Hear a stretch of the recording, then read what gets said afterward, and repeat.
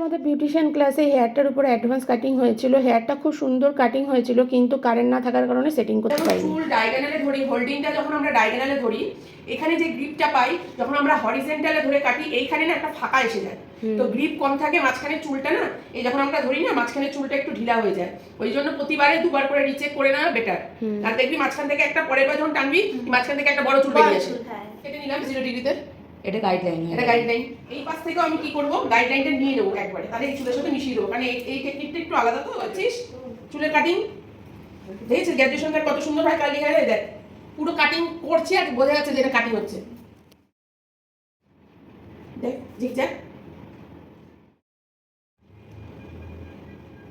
হলো। তাহলে আমাদের মিডিলের কাটিং হয়ে গেল। কোথায় ছিল? 90 ডিগ্রি এখানে তো আমি এখানে কি হিসাবে করছি, যেটা এক্সট্রা আছে। আমাদের ব্যাকের কাটিং কমপ্লিট হয়ে গেছিল। চুলে নিয়ে গাইডলাইন কোথায় এই যে। হেয়ার কাটিং তোমাদের কেমন লাগলো জানিও, আর যারা ক্লাসে জয়েন হতে চাও তারা আমার সাথে কন্ট্যাক্ট করো।